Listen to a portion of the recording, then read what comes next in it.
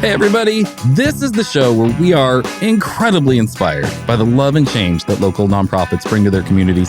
And we believe that speakers and nonprofit professionals deserve the chance to share their stories, collaborate, and network with their communities and sector. So without further ado, you're listening to Nonprofit Connect, a podcast by Rogue Creatives hosted by me, Matt Barnes. Let's go.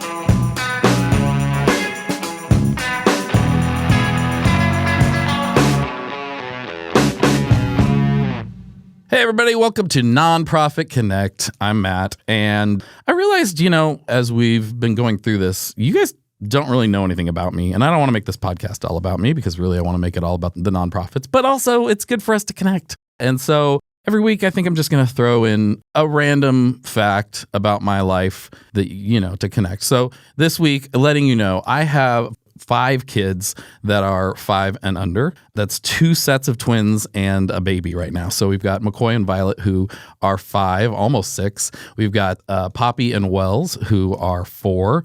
And then we've got our baby Ren, who is 7 months old. And we went from 0 to 5 kids in 5 years. And it was the whirlwind, especially during the pandemic. But man, they're just the best thing ever. And fun fact, my son Wells, if you ever watched the show This Is Us on NBC, he was Baby Jack for, I believe, seasons 4 and 5. So we got to do that and be in, I think he did like 20 episodes, 22 episodes, something like that.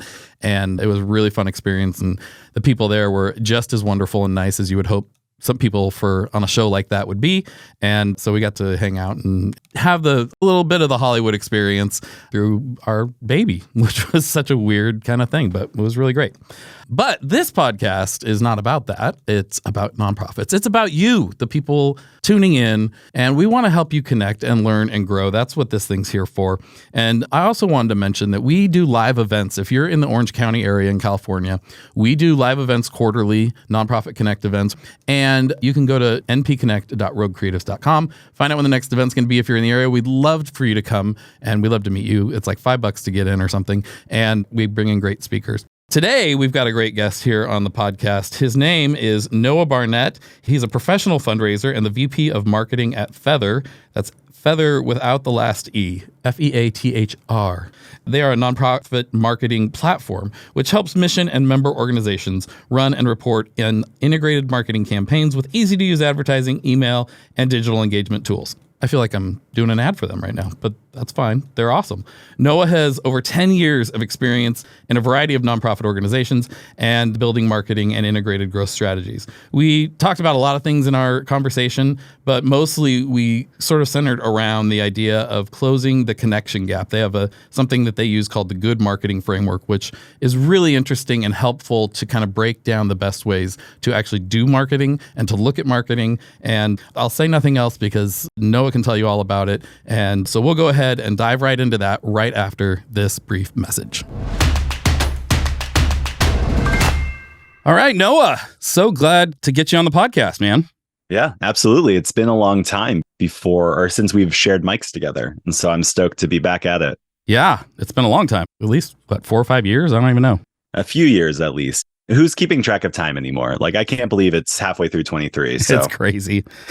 Okay, so we're going to just jump right in. The way we normally start these things, we do a couple random questions. So I've got a list of a lot of random questions, and then I have a randomizer that randomly selects 3 of them. So it's a double random. So here we go. Have you ever been on TV or in a movie? I haven't, though if you Google my name, you can find a Noah Barnett that has.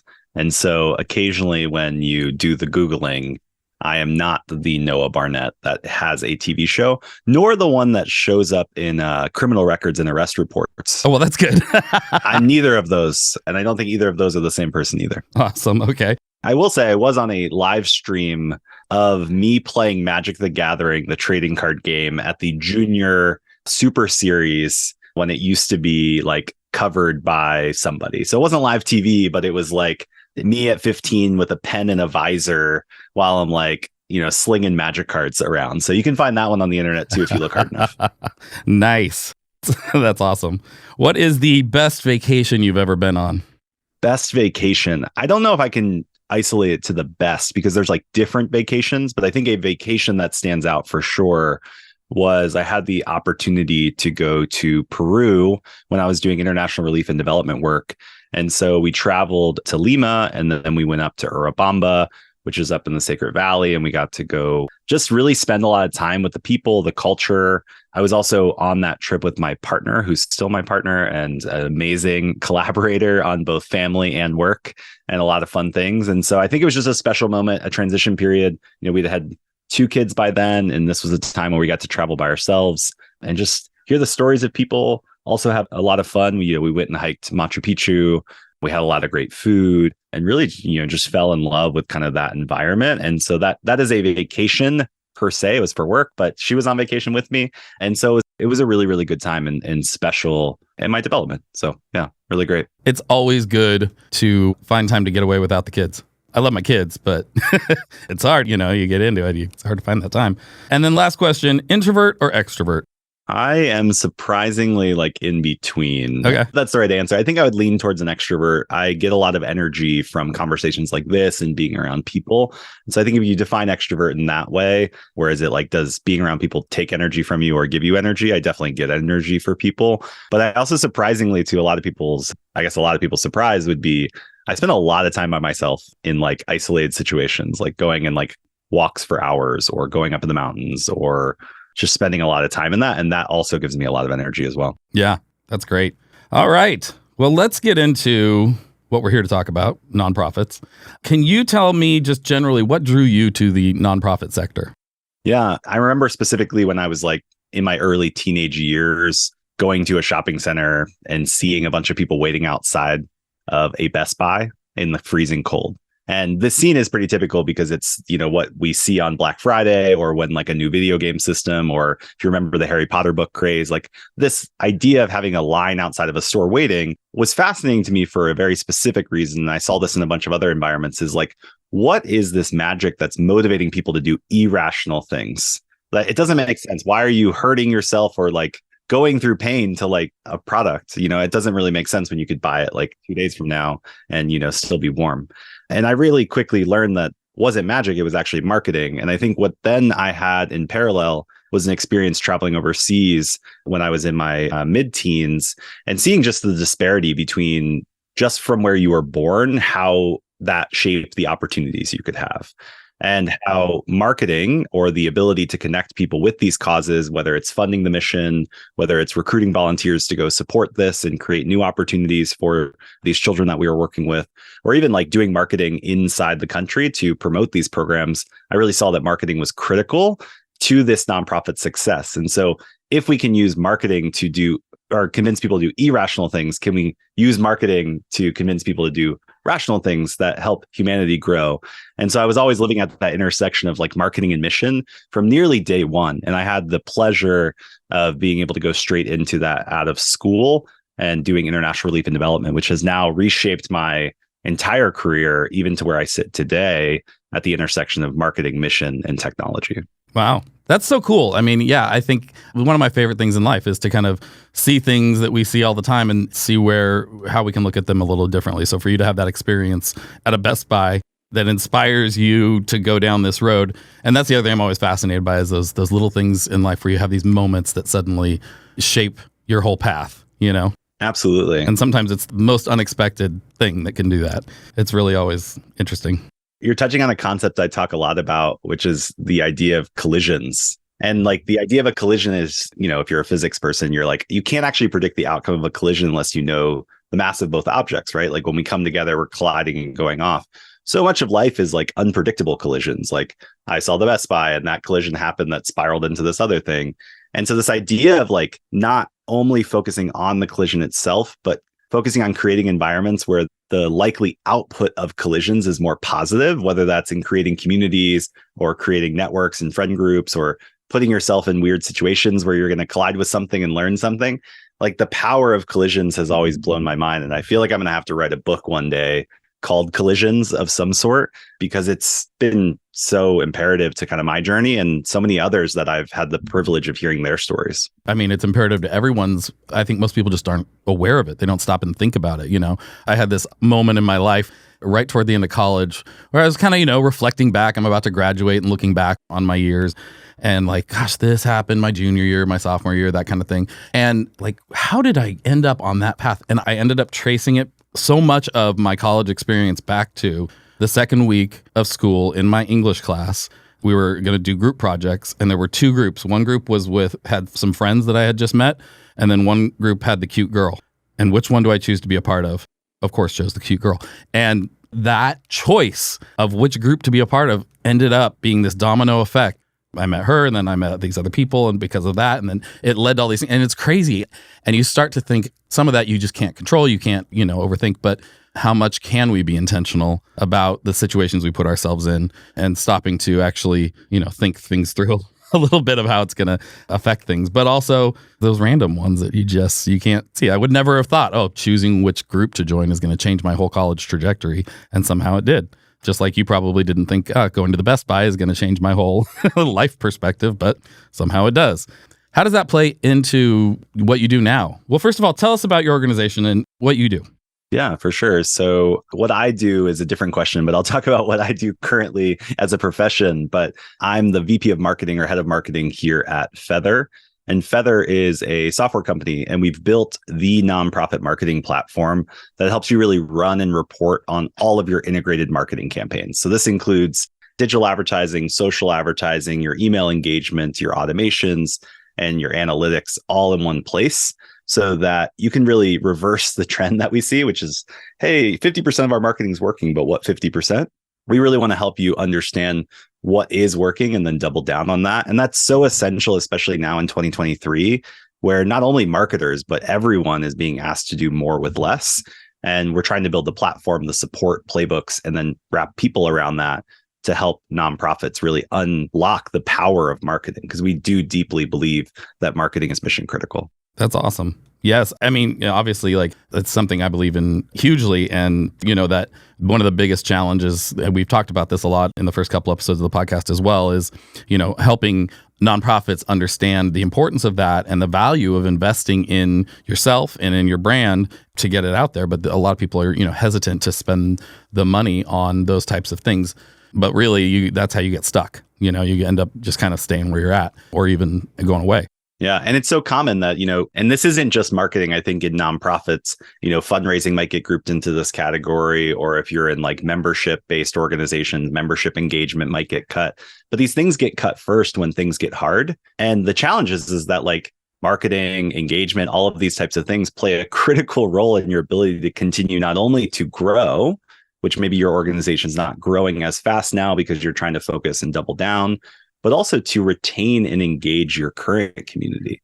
Because I think one thing that's very different than what I call like the commercial space or commercial kind of transactional environment is that usually you're trying to drive towards a transaction. And then after that transaction, there's been something that's been completed. Someone has signed up to be a Feathr customer, or someone has bought XYZ product or whatnot. Whereas in nonprofits, like, that's a choice that people are making every single day. So just because someone's given to you previously, or they volunteered with you, or they've participated in your programs previously, doesn't mean that they will do that again. And so what I see a lot is that we adopt commercially minded strategies in marketing. And what we really need to look at is like, what is a collaborative minded model to retain engagement in the community and really drive belonging, connection to the cause, and then also just confidence that this group is the right group to work with, to work on the cause they care about. And so when marketing and engagement and all these other things get cut, like, we're really short-sighting the importance of it. And we can get into more of that, but I've been, I guess, deeply saddened because I've almost made it my mission to market marketing as essential. And so like, it's not children in poverty, or it's not animal welfare, or the, climate change, or whatever the issue is. Like, my personal conviction is like, how do we market and advocate for the importance of marketing in nonprofits? And I'm grateful to be able to do that alongside Feathr, but also in, being a part of these conversations to up-level what marketing actually is. Absolutely. Reading a little bit about what Feathr does and what you guys do. And one of the topics, the closing the connection gap, comes up with your good marketing framework. Can you tell us a little bit about that and what that's all about and your role with that? Yeah, absolutely. To set up the framework and why we've developed it here at Feathr, I think it's important to reestablish three things we see that are oftenly associated with marketing, especially in nonprofits. And it's first is that marketing is seen as overhead. So it's the separate thing, and it's like it's a means to the mission, not mission critical. And so it's seen as overhead. Marketers are seen as a support, like a supporting function, like, hey, we need to do this, or we have this event, marketer, come help us do that. They're not seen as strategic leaders at the table. And last but not least, marketing strategy is typically seen as like outdated or unreliable. Like it's like we're just guessing and we're kind of throwing stuff out there and hoping for the best. And so marketing as overhead, marketers as support, and marketing strategy as unreliable has put marketers, I think, at a disadvantage, where now we focus a lot on the ings of marketing and forget that marketing is first and foremost about the market. And so what we've done is, as we are trying to enable nonprofit leaders that are doing marketing at their organizations to be more of that strategic leader, to be more mission critical, and to be more reliable and have measurable impact, we developed the good marketing framework as a way to do that. And I'm happy to dive deeper into the actual framework, but that was kind of the origin story of that, is we want to reverse these three trends, because we think if we do, and marketing is seen as mission critical, organizations will grow, impact will grow, children receiving aid and help, the environmental issues, advocacy will push forward, policy around different industries will push forward. And so we see the very direct line to that. Repositioning marketing as good with a capital G is essential to that. And that's where the good marketing framework is the practical approach on what to do now. How do we up-level where marketing sits in an organization? Okay. So before we get into the details of the framework, which I want to hear about because I'm very interested, there's a learning curve, right? Like with these organizations, how are you bringing people along with that to help them understand the value to even look at something like this and change their mindset on how they view marketing? Yeah, I think I like to ask questions that tend to answer the question in the negative. Like, if you stopped sending emails, what would happen? And it would be like, okay, well, we wouldn't do this, or we wouldn't do this. Or if we stopped engaging on social media, or if we stopped doing all these marketing activities, really helping an organization see, like, what would the actual impact be on the organization's mission? Like, would we raise less money? Would we engage less donors? Would we be able to, like many of our customers here at Feathr do, like they're using marketing to reach out to beneficiaries that can benefit from their housing programs or their workforce development programs. And if we stop doing marketing, what would the impact be on the organization? This is where, like, I like to start there when we work with organizations, because it repositions the importance of marketing as less of, oh, we need to understand how to use Facebook better, or we need to do email subject line optimization to do this, and goes back to the first principles of why we're doing marketing in the first place. Because everyone would agree that we need to raise more money for the organization, or we need to drive more volunteers or drive more mission impact. They might not agree that we should be doing Facebook. And you as a marketer shouldn't also be too tied to the channels that you are unable to see the community that you're trying to impact. And so what we try to do in the framework even is go away from the tactics initially and go back to the market of marketing and say, what is the market you're trying to connect with? What are you trying to do? What do you understand about them?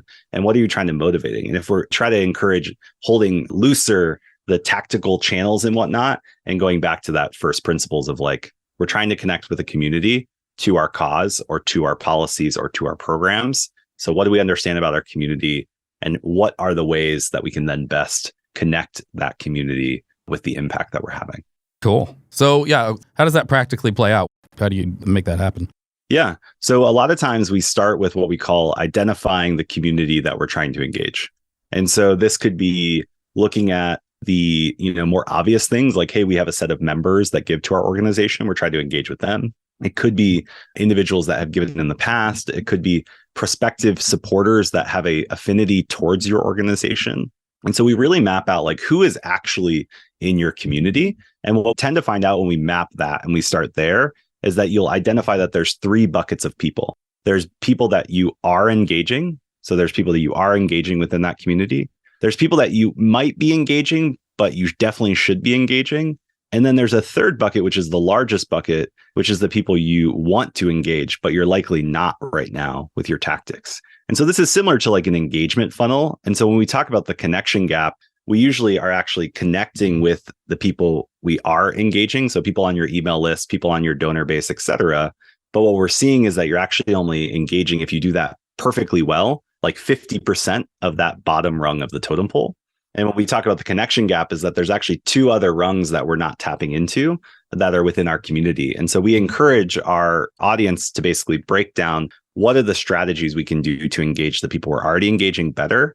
What are the people that we should be engaging? How should we go about doing that? And then the people we want to engage, so awareness, advocacy, reaching into people that have a propensity to support your cause. What should we be doing there? And then we take them on a journey of okay, what do we know and understand about each of these segments, these three segments we just mentioned? Then we move into, well, how do we drive connection with them? Because if we don't connect with them, we clearly can't drive them towards impact or activate them to do anything. And that's where like channels and content come into play. So what channels do we want to use? What content messaging do we want to use to do this? And then the last part is, what are we trying to activate them to do? And this isn't always to give, like in a fundraising concept. It could be to register for an event, watch a video, sign up to volunteer, et cetera. And then through that process, it's not linear, it's circular. And so even at the end, we want to make sure that we're always learning more about this audience so that we can fuse that back into how we connect with them in the future. And so simplistically, first is identifying the community. Second is understanding the different segments or groups of that community. What do you know about them? What do they know about you? Sometimes it's lots, sometimes it's little. Third is, what channels and content should we use to connect with that audience? The third thing is that you want to activate that audience to do something. And then last but not least, you want to learn. So identify, understand, connect, activate, and then learn. So it's a 5-step process we've developed. And the great thing about it is it's not only attached to the top of the funnel or driving advocacy or cultivating your current donor base. You can actually apply the good marketing framework at every engagement stage and build out a impact-driven marketing plan versus a unreliable one. Yeah. Just out of curiosity, do you think this is something that is significantly different for nonprofits than it would be for for-profits? Or is this kind of a framework that anybody could use? So I think there are overlaps, and I don't really like the designation of nonprofit versus for-profit. And so I like to use a different designation, that there are commerce-based organizations and collaboration-based organizations. And so a commerce might be, I'm Coca-Cola and I'm trying to sell you a Coke. And the goal is for us to drive a transaction and me exchange a product to you. The other is, which I think most nonprofits and associations tend to fall into, or organizations, is it's more of the collaboration based, where they have a community of people that they're trying to engage and collaborate with to a specific outcome. And it's not necessarily that I'm exchanging a good, like in a commerce model. We're not trying to drive like, you give me money, I give you this thing. It's different that we are trying to drive collaborative action towards a specific outcome. And that could still mean like I get to come to an event, or I get to go on a volunteer engagement, or I get to come to the theater and watch a play. There is a trade of value there. But in nonprofits, it's typically more collaborative than commerce. And what we've designed is the good marketing framework acknowledges that collaboration, and that it needs to be more of a circular framework versus a linear one, which works more in commerce. So I said a bunch of words, but I think I like to delineate not nonprofit and for-profit, but commerce-driven organizations and collaboration-driven organizations. And most nonprofits listening to this, and the ones we work with at Feathr, are in that collaboration ecosystem. And we've designed the good marketing framework to support those organizations, not commerce ones. Okay, cool. Going back a little bit, you talked about the sort of the 3 different stages of, I guess, audience. How do you encourage nonprofits to adapt or target their messaging for those different groups? Is the framework designed to do that, or is there just sort of different approaches that you take there? Yeah, it's a great question. So in the understanding phase of the framework, and so we encourage you to understand 2 things. One is the context of the relationship you have with that audience and the intent of that audience within your either cause area or your organization. So it's context and intent. Context is we say, hey, there's a simple question you can ask is, how would this audience describe their relationship with you? Not how you would describe your relationship with them, but how would they describe their relationship with you? And then intent is their intent either time-based or interest-based around the cause area? So maybe they've come to your website before, or they've donated to you in the past, or they've never done anything, but they have searched for ways to get involved in San Diego to volunteer. right? Like their intent around your cause area is disconnected with you. So they have no context or relationship with you. So they would say, I don't know who Kids Volunteer San Diego is. So I wouldn't have any relationship, but my intent would be that I am looking for ways to engage my family in serving in San Diego, this, that, and the other. And so you take the understanding of context and the understanding intent, and that's what drives your messaging and the channels you use. And so when we're working at the top of the funnel, which would be, they don't know anything about you, but they've shown some sort of interest, affinity, or intent towards you, the messaging that you would then target them with needs to be more cause-oriented to introduce them to your organization. Whereas if I'm a loyal donor for the last 15 years, when you're anchoring to me, my context with you as an organization is significant, that then I need to be using that as a primary anchor to then communicate what I'm trying to activate you to do. And so it's actually highly dependent on what your relationship is with those different phases that then informs not only the content, but also the channels you may use. And so I think a great example of this is like, if you're a loyal donor and you have always supported us, but you haven't given this year, and you come to the website, look at our donation stuff, and then leave, the channels I might use to connect with you are more email. Like I have your email. If you're a big donor, I may even call you. Whereas if you are searching for volunteer opportunities with my family in San Diego, and I have no idea who you are, and I don't have your email address, the channels I might use are more of advertising, search retargeting, et cetera, to reach you. And then it would also shape the content. And so again, your understanding of the community shapes the content and the channels you use to drive connection with that community. Cool. What are the biggest mistakes that you see nonprofits making out there? What are the things that most commonly nonprofits are making mistakes on in their marketing attempts or their fundraising attempts? Yeah, I think the first one is more of like a leadership problem, is that leadership's understanding or recognition of the value of marketing to their overall success is not acknowledged. And again, I think there's a two-part. We need courageous leaders that see the value of marketing. We also need marketers, or those in the chairs, to level up or manage up to say, hey, we are having impact. And we are trying to solve both of those. We're trying to have conversations at the leadership level to say, hey, this is how we should be viewing marketing. We're also trying to have conversations at the practitioner level to say, hey, here's how you manage up and showcase the impact marketing has. So I think undervaluing marketing's importance and it being mission critical is, I think, mistake number one. It's not a means to the mission. It's actually mission critical. I think the second thing that I see, and I've made this mistake so many times, and I still make this mistake, is that we get too focused on one of two things. We get too focused on the objectives and goals we have as an organization and start there and then project those to our community in an attempt to convert or convince them to do what we want. So we start with the organization's objectives first and then design marketing campaigns.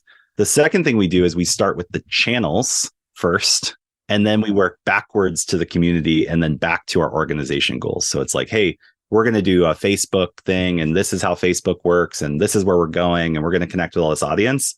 It's a channel first approach that like typically ends up misaligning with your community and not generating the results or the impact that you and your organization have.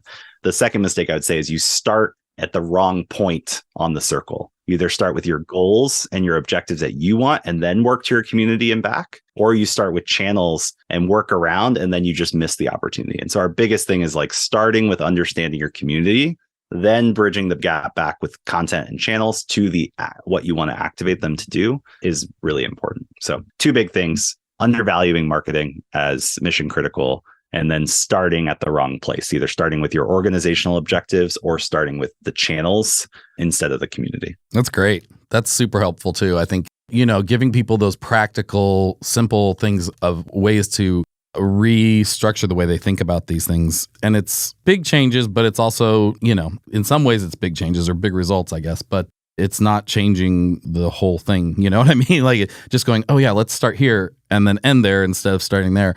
Giving people those practical things, I think, allows them to quickly understand how they can become more effective. These frameworks that people like you guys at Feathr are putting together are great for helping people just be able to walk through and go, okay, it makes things more manageable. And especially in fundraising where it just feels overwhelming sometimes. And it's often seen as the necessary evil of nonprofit world. And, I'm personally kind of on a mission to get people to stop thinking of it that way because it's the opportunity to engage your community in it to really, that's where the change comes from. Yeah. And I think like a lot of this is really hard. Like fundraising, marketing, impact work, program work is really hard. I think if it wasn't, it would be, done already. I think there's like a Nelson Mandela quote that's like, it's impossible until it's done. And I think a lot of organizations, those listening to this, are doing impossible things, but we're on a mission to get them done.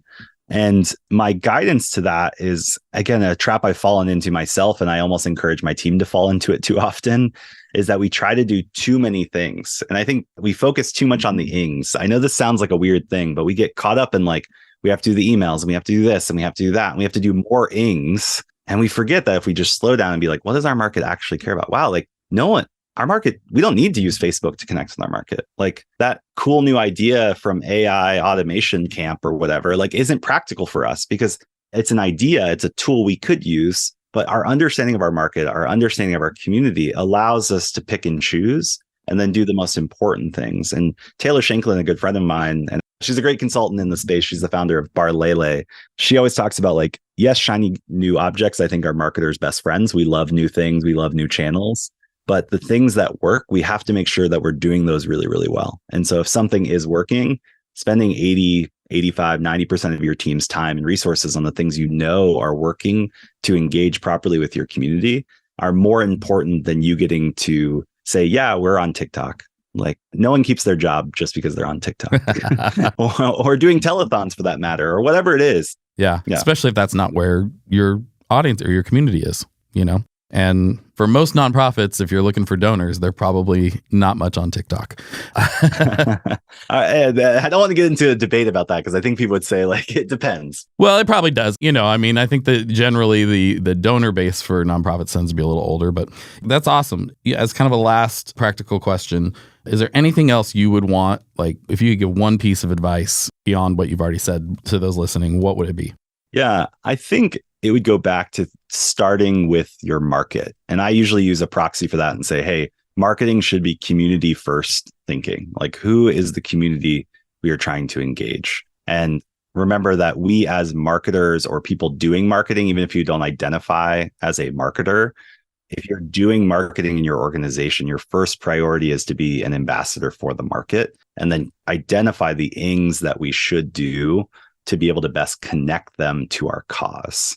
And that's all marketing is. It comes back to, I have a good friend and she says, marketing is really about three things. It's connection with the cause in this case, confidence that you are the right person to do or work on that cause. So like confidence that you're the right place to be hanging out. And then third, driving community amongst like-purposed people. And so if we're driving connection, we're driving confidence, and we're driving community, like that's it. That's all our marketing should be about. And the rest will take care of itself. If we're not doing those things, I think we're trying to target, convince, and convert people, which I don't think is what we do in a nonprofit or collaborative ecosystem. Great. Well, we like to close with some rapid fire questions. I love it. Let's go. See what your answers are here. What is the one thing that makes you feel most connected? I think it's being outside.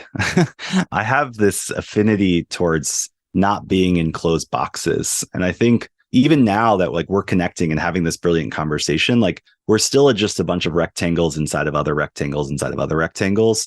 And I think there's something freeing, but also connecting for me when I'm not in a rectangle or not in a box. And so that's being outside enables me to feel more connected, feel more grounded. And I think that is what then lets me, be more generous and charitable and kind and all of these other things. When I start getting tense and I'm like, I've spent too much time in rectangle boxes, I got to get the hell out of here. All right. How do you connect to your community? How do I connect with my community? I think just by reaching out. I think what's interesting is I was listening to this podcast and they were challenging the audience to say, when you are like, oh, I just feel disconnected, or I want to do this, or I want to have more of this, taking an offensive approach always is a way that I like to stay connected, which is like, hey, I'm going to ping this person. I'm going to reach out to this person. I'm going to check in on that thing that person was going on.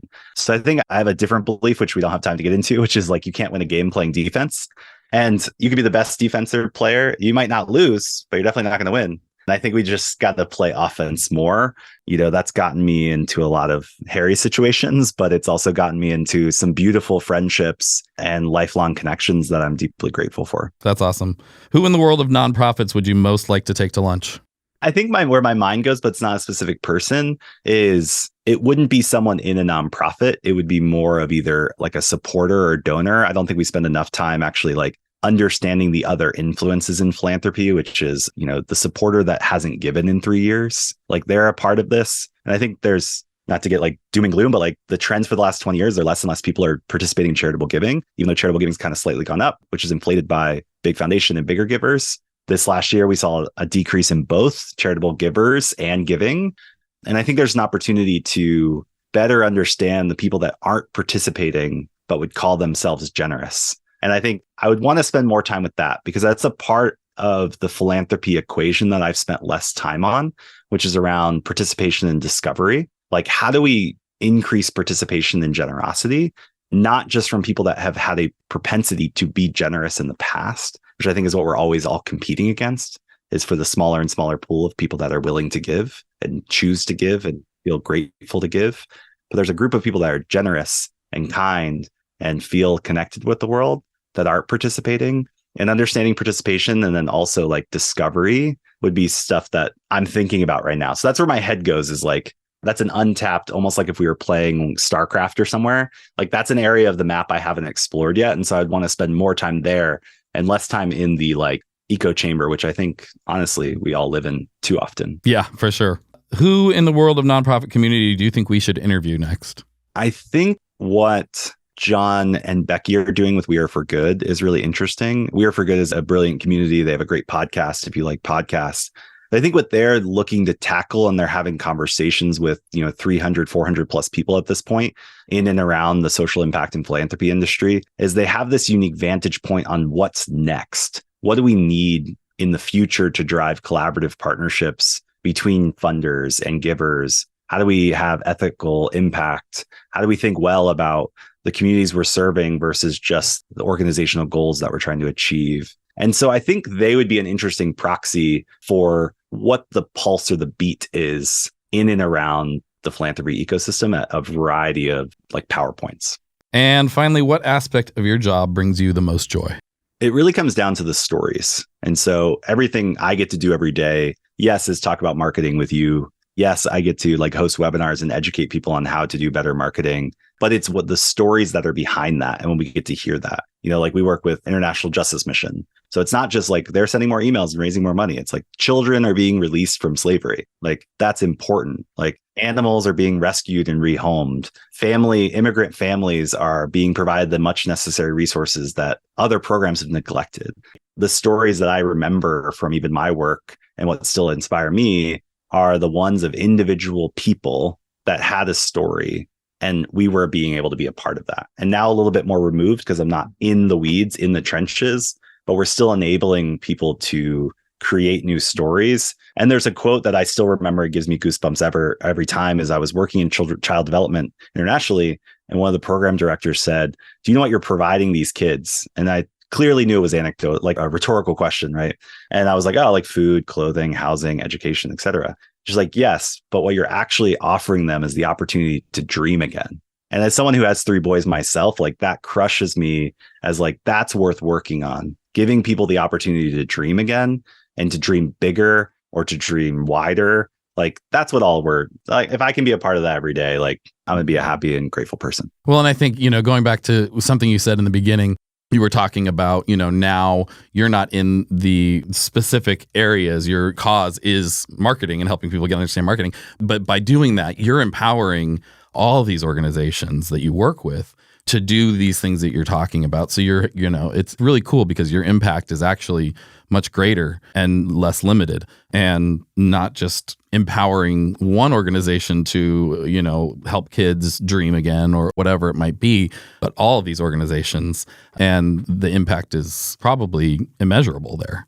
That's got to feel great. Yeah, I'm really grateful for it. I think that's what keeps me going. Again, we're trying to do impossible things. And so we have to have something that drives us for that or towards that. And I think for me, it's those stories of impact. Awesome. Well, thank you so much for doing this, for joining me today. And can you let us know where we can find you? Where can people find you and more information about Feathr? Yeah, to learn more about Feathr, you can go to Feathr, and that's Feathr without the last E.co.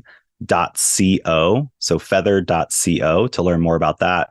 we have all of these free resources. We have monthly webinars and communities about people that are trying to tackle these same problems. So definitely go check that out. And if you want to connect with me, the place that I'm most commonly at is on LinkedIn. And if you go to together, the number 4, so together4.org, that will redirect you to my LinkedIn. So together4.org, and you can find me on LinkedIn. Awesome. Thank you, Noah. This has been really great, super helpful. And anytime you can break down bigger concepts into practical chunks like that, it's really helpful for people. So I'm excited I want to go check out more about the process or the framework. And yeah, it's great. Thanks so much for doing this. Yeah, we'd love your feedback. And if anyone checks it out and has questions, again, ping me on LinkedIn. That's where I kind of spend my social time, even though I try to keep it limited. All right. Well, have a great day. Yeah, thanks, Matt. Always a pleasure. Well, there you have it. This episode of Nonprofit Connect with Matt Barnes, brought to you by Rogue Creatives, is over. It's done. Finished. What are you going to do with the rest of your day? You going to take the dog for a walk, maybe have some dinner? Before you do any of those things, could you do us a massive favor and subscribe to the podcast on Apple Music or Spotify or wherever else you listen to us? Obviously, you don't have to, but, it'd be very, very appreciated. Oh, and if you want to hear more from us, visit our website at npconnect.roguecreatives.com. That's npconnect, like Nonprofit Connect, .roguecreatives.com. We'll see you soon. Nonprofit Connect with Matt Barnes is hosted and executive produced by me, Matt Barnes. Production is by our amazing friends over at Fame, the B2B podcast agency, along with the team at Rogue Creatives. Production lead is Ella Lamprell of Fame. Writing is by Sam Hollis at Fame and Matt Barnes and Taylor Bolanos from Rogue Creatives. Nemanja Koljaja of Fame is our audio editor, and Arslan Yakub from Fame is our video editor. Creative direction is by Corey Hill of Rogue. Our artwork is designed by Hope O'Kelly and Joshua Marino at Rogue and Ian Salas of Fame. Theme music is composed and performed by Jared Atherton of Chapters. Ella Lamprell of Fame does our booking and guest relations, and Belinda Carter-Thompson of Rogue is the glue that holds it all together. We'd love to give a shout out to our amazing guests for joining us this episode, and thank all of you incredible listeners for tuning in. If you enjoyed the show, don't forget to help us spread some good by giving us a good review, preferably, 5 stars with some words saying how amazing we are. That's always helpful. Also tell your friends and subscribe so we can come straight into your potholes each and every time we have a new episode. We'll catch you next time. Bye.